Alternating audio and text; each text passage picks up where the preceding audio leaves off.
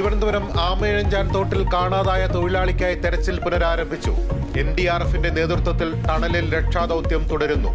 മാരായമട്ടം സ്വദേശി ജോയിയെ കാണാതായത് ഇന്നലെ രാവിലെ 11-ന്. റോബോട്ടിനെ ഉപയോഗിച്ചുള്ള മാൻഹോളിലെ മാലിന്യ നീക്കലും പുരോഗമിക്കുന്നു.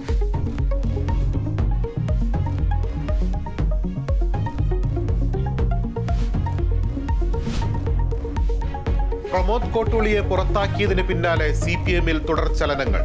കോഴിക്കോട് ജില്ലാ കമ്മിറ്റി അംഗത്തിന് നേരെ പ്രമോദിന്റെ പരാമർശം. എല്ലാ ചതികളിലും നിങ്ങളാണ് നായകനെന്ന് പ്രേംകുമാറിന്റെ ഫേസ്ബുക്ക് പോസ്റ്റിൽ മറുപടി. പോലീസിൽ പരാതി നൽകാനും പ്രമോദ് കോട്ടൂളിയുടെ നീക്കം.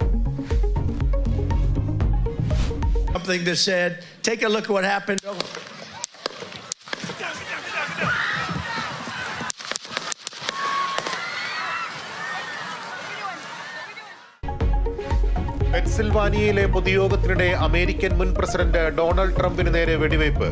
വേദിയിൽ നിന്ന് വെടിയുതിർത്ത അക്രമി. ട്രംപിന്റെ വലത് ചെവിയിൽ പരിക്കേറ്റു. ട്രംപ് സുരക്ഷിതൻ, അക്രമിയടക്കം 2 പേർ കൊല്ലപ്പെട്ടു.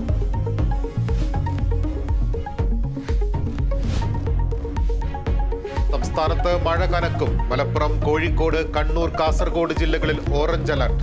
7 ജില്ലകളിൽ യെല്ലോ അലർട്ട്. ഉത്തരേന്ത്യയിൽ മഴക്കെടുതി രൂക്ഷം. 24 മണിക്കൂറിനിടെ 11 മരണം.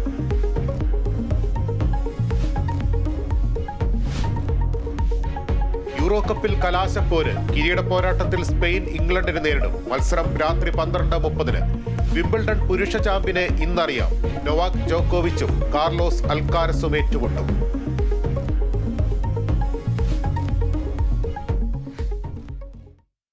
തലസ്ഥാനത്ത് ആമയിഴഞ്ചാൻ തോട് വൃത്തിയാക്കാനിറങ്ങി കാണാതായ ജോയിക്കായുള്ള തെരച്ചിൽ തുടരുകയാണ്. NDRF team